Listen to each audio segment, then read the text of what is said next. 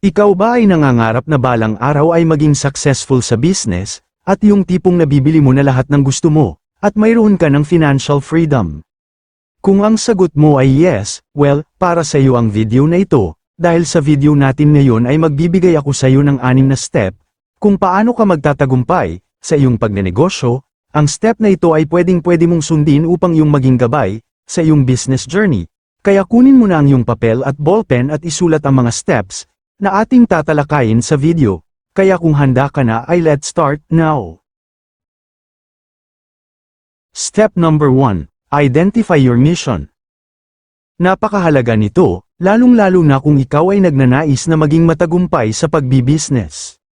Dahil mas nagiging malinaw sa iyo, kung ano talaga ang mission mo, kung bakit ka magnenegosyo, at kung bakit kailangan nilang bilhin ang iyong produkto, or serbisyo. At dyan papasok ang kahalagahan ng malinaw na pagtukoy mo sa talagang misyon mo kung bakit gusto mong gawin ang iyong business. Halimbawa nga ay magtatayo ka ng laundry shop, dahil gusto mong matulungan ang mga taong sobrang busy, at wala na halos oras, upang maglaban ng kanilang mga suot, o kaya naman ay magbebenta ka ng mga ukay na sapatos, para matulungan ang mga walang kakayahan na bumili ng mga bagong branded na sapatos. At marami pang iba, anuman ang balak mong itayo na negosyo, ay dapat malinaw sa iyo kung bakit mo ito itatayo, at sino ang gusto mong tulungan, at ano ang mission mo. Dahil kapag malinaw sa iyo kung ano ang dahilan, kung bakit mo gagawin ang isang business, ay siguradong mas mataas ang chance ang magtagumpay ito, dahil mas ganado kang gawin ang lahat ng bagay, kahit na mahirap, malugi ka man, or mag-failed, ay siguradong babangon at babangon ka pa rin. At bakit? Simple, dahil alam mo kung bakit mo ito ginagawa. Kaya ang unang step ay, identify your mission. Step 2, gumawa ka ng goals. At dahil malinaw na nga sa iyo, kung ano ang iyong mission. Kung bakit mo itatayo ang iyong business, ngayon naman. Oras na para gumawa ka ng goals or plano para dito, kailangan mong gumawa ng objective ng mga gusto mong marating ng iyong negosyo. Halimbawa ay gusto mong magkaroon ng 10,000 sales weekly, at sa susunod na buwan, dapat ay magkaroon ka na ng 20,000 income gross, or kaya naman ang target mo ay makapagtayo ng ikalawang pwesto, kapag lumaki na ang iyong income sales, or ang target mo ay maging nationwide ang iyong transaction at marami pang iba. Anuman ang goals na balak mong gawin para sa iyong business, ay dapat na tiyakin mong ito ay realistic, at hindi yung para kang nananaginip lang. Ang halimbawa nga nito ay hindi ka pwedeng mag-set ng goals na gusto mong kumita agad ng 1,000,000. Lalo na kung hindi ka pa nga kumikita ng 100,000, so kailangan maging realistic ka sa paggawa mo ng goals, at isa sa mga method na pwede mong gawin kapag gagawa ka ng goals ay ang SMART goals, na kung saan ay gagawin mo ang iyong mga layunin bilang S. Specific, dapat ay malinaw ito, at hindi kagaya ng gusto kong yumaman, ito ay hindi specific. Ang specific ay gusto kong kumita ng 200,000 kada buwan, yan ang specific. At ang M ay measurable. Ang ibig sabihin nito ay dapat nasusukat mo ang iyong goals, halimbawa ay kung ilang araw na lang ang kakailanganin mo para ma-achieve ito, at kung gaano na lang karami ang kailangan mong ibenta or ubusin para mapalapit sa iyong target. At sa A, achievable, dapat na achievable din ito, at hindi parang suntok sa buwan kung ito ay iyong makakamit, at ibig sabihin lang, ay dapat na magtakda ka ng goals, na alam mong kaya mong abutin. At sa R, relevant, at dapat ang goal na gagawin mo ay kaugnay din sa mga gusto mo at hilig, dahil kung ang goal mo ay maging successful sa business, ngunit ang hilig mo naman ay maging isang engineer. Hindi pwede yan, dahil mas malaki ang chance na ma-achieve mo ang iyong goals, kapag gusto mo ang iyong ginagawa, at sa T, time-bound, dapat na mag-set ka ng date. Kung kailan mo gustong matapos ang iyong goals, ito ay kailangan mong gawin upang hindi ka mag-procrastinate, or maging tamad, kapag ginagawa mo ang iyong goals. Step 3, ensure customer satisfaction. Sapagkat ang tagumpay ng iyong negosyo ay nakasalalay sa dami ng mga customer na tatangkilik nito, at kailangan na ang magiging customer mo ay hindi mo lang ituring na isang customer, dapat ituring mo sila na parang kaibigan, na handa mong gawin lahat para sila ay matulungan. At magagawa mo ito sa pamamagitan ng magandang kalidad ng iyong serbisyo. Kaya naman dapat ay palagi mong tiyakin na masisiyahan sila kapag ibinigay mo na ang kanilang hinahanap na produkto.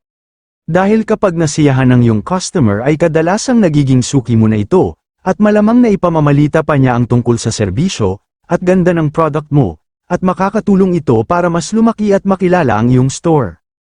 At bukod sa magandang quality ng iyong product at service, ay maaari mo rin gawin ang dalawang tips na ibibigay ko, upang mas masiyahan sa iyo ang iyong mga customer, at ang una ay gumawa ka ng easy return policy.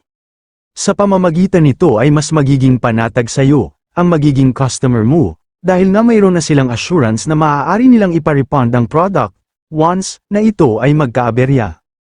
At ikalawa, ay maging honest ka sa iyong customers, kung halimbawang hindi na aabot ng 1 taon ang expiration date ng iyong product, ay mainam na sabihin mo ito sa kanila, para aware sila, once, na masira ito, or kung mayroon kang issue, tungkol sa delay ng iyong service, ay mainam na ipaalam mo agad ito, para at least, mas magkakaroon sila ng tiwala sa iyo, at makakatulong ito upang ikaw ay mas maging legit sa paningin nila. Step number 4. Make the best product or service. At gaya ng ating nabanggit upang mas iyahan ang iyong mga customers, ay kinakailangan mong gumawa ng pinakamaganda at quality na mga product at services. Dahil ito ang pinaka-source para tangkilikin nila ang iyong store or business. Kaya dapat mong siguraduhin na matibay at maganda ang iyong mga product. At ganun din sa quality ng iyong service, dapat ay maging maayos ka. Lalo sa pakikipag-transaction sa iyong customer, at dapat natiyakin mo na palaging nasa maayos na kalidad. Ang iyong ibibigay na produkto sa iyong customer, lalo na kung ikaw ay online seller. Dapat na kung ano ang hitsura ng iyong post na product, ay ganun din dapat ang iyong ibibigay sa iyong mga customer. Kung gaano kaganda ang iyong product sa picture, ay dapat ganun din kaganda ito sa personal. Kumbaga give and take dapat, dahil siguradong mas dadami ang tatangkilak sa iyo, kung ikaw ay makapag-provide ng pinakamaganda at pinakamaayos na quality di lang ng product, kundi lalo ng iyong services. Step number 5. Implement marketing strategies. Dahil kahit gaano pa kaganda at ka-quality ang iyong serbisyo at product, ay wala pa rin itong sense, lalo na kung wala rin namang nakakakita. Paano ka bebenta kung ikaw lang, at ang kapitbahay mo ang nakakaalam ng iyong negosyo? So, para mas maging epektibo ang iyong business, pinakamahalaga na dapat mong matutunan ay ang marketing strategy, kahit na magpa-print ka lang ng mga flyers, or simpleng pagpupost lang sa Instagram, Facebook at TikTok. Ay malaking parte na ito sa iyong marketing strategy, at pwede ka rin gumamit ng mga Facebook ads, or mga content creator na handang i-affiliate ang iyong business, sa pamamagitan ng mga ito, ay mas maipapakilala mo ng mabilis at mas maganda ang iyong mga product or service. At syempre hindi naman ibig sabihin na kapag na-i-market mo na ito ng isang beses, ay sigurado nang magiging patok ang iyong negosyo, dahil nangangailangan ito ng consistency, at pagtsatsaga, na anupat kailangan mong magpatuloy na ipakilala ang iyong produkto, araw man o gabi. At sa ating step number 6, self-discipline. Dahil ang pagiging successful kahit sa anumang larangan, ay hindi mangyayari overnight, dahil nangangailangan ito ng mahabang pagtsatsaga, ng sipag, at ng maraming kaalaman, sa kung paano mo mas mapagbubuti pa ang iyong sarili, at hindi mo magagawa ito, kung wala kang disiplina sa iyong sarili. Sabi pa nga ni Jim Rohn, na discipline is the bridge between goals and accomplishments. Dahil ang disiplina ay ang siyang magiging pinakapundasyon mo, para maging successful ang iyong business, at isa nga sa mga disiplina na kailangan mong matutunan ay ang disiplina sa paghawak ng iyong kaperahan. Dapat na iwalay mo ang iyong pera sa business, at ang pera mo para sa personal na mga gastusin. At dapat din na matuto kang magtipid, huwag gumastos ng sobra, para ang matitipid mo ay pwede mong idagdag sa iyong ipon, na magagamit mo upang palakihin pa ang iyong negosyo. At ang ikalawang disiplina na dapat mong matutunan, ay ang disiplina mo sa iyong mental and physical health. Dahil ang malusog na kaisipan at pangangatawan, ay crucial pagdating sa success ng iyong business, dahil paano ka makakatagal sa maghapong pakikipag-transaction sa mga customer, kung ikaw ay palaging nanghihina at inaantok, at paano ka makapag-iisip ng mga bagong strategy kung palagi kang stress, at tumataas ang iyong presyon. Kaya kung gusto mong maging successful ang iyong business, ay kakailanganin mong maging productive at aktibo sa lahat ng oras, kaya mahalaga na magkaroon ka ng sapat na tulog, maayos na pagkain, at ugaliin na mag-exercise, kahit 30 minuto lang sa araw-araw. At iyan ang 6 na step, na kinakailangan mong sundin, kung nais mong maging successful sa iyong business, Una ay identify your mission. Ikalawa ay create goals, ikatlo ay ensure customer satisfaction, pang-apat make the best product or service, pang-lima ay implement marketing strategies, at ang ika-anim ay self-discipline.